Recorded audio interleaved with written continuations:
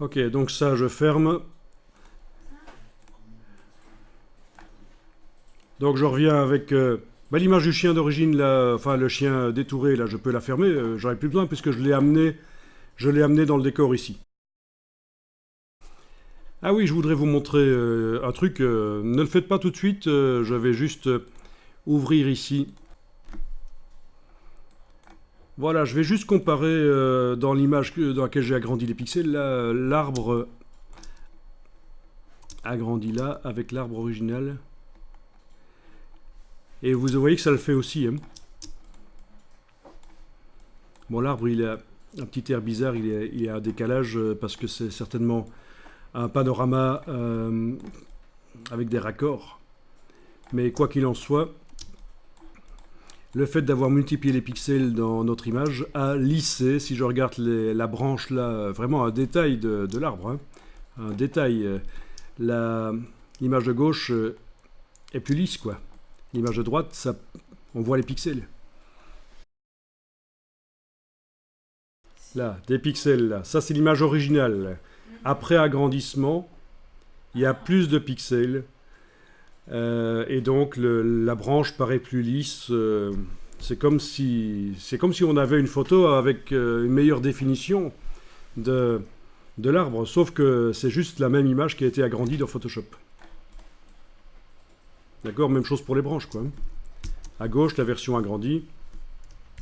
Alors si je vais dans affichage extra pour enlever les petites lignes qui sont entre les pixels, ça marchera encore mieux.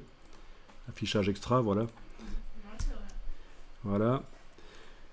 Donc ça répond à ta question et c'est très intéressant de le savoir. On a passé du temps là-dessus, mais c'est vraiment essentiel en infographie. Il y a des croyances qui disent « Ah oui, on augmente la taille de l'image, donc on va avoir davantage les pixels, ça va être pixelisé. » Ben non, c'est l'inverse en fait.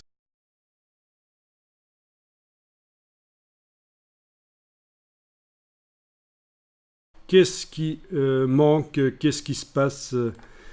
Ben, il se passe plusieurs choses.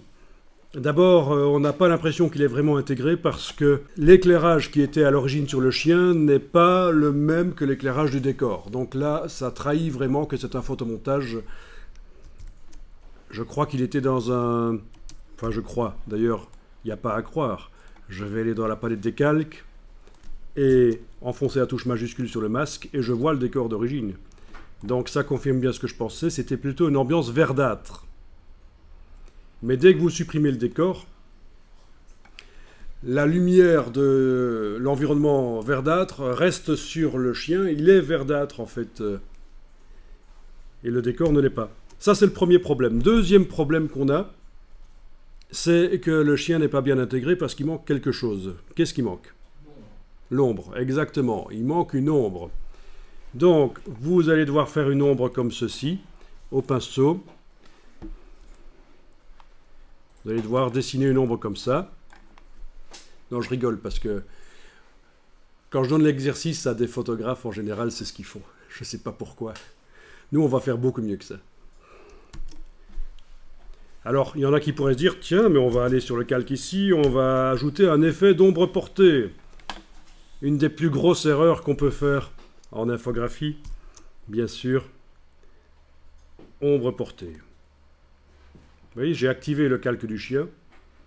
Je vais dans FX ici, ombre portée, ce qui correspond à calque, style de calque, ombre portée. C'est la même chose.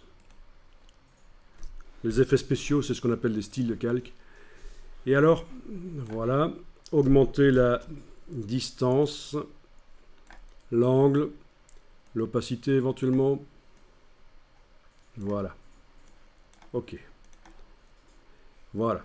Et bien ça, c'est vraiment monstrueux comme solution pour mettre une ombre sous le chien. Parce que l'ombre portée, c'est valable quand on met du texte sur une affiche. On veut le détacher un peu, mais pas dans une photo.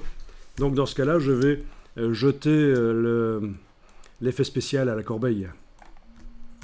En prenant le mot effet et en le mettant à la corbeille. Voilà. Donc vous allez devoir faire une ombre portée. Et pour ça, vous allez devoir créer un calque vide qui se situe entre les deux calques existants actuellement.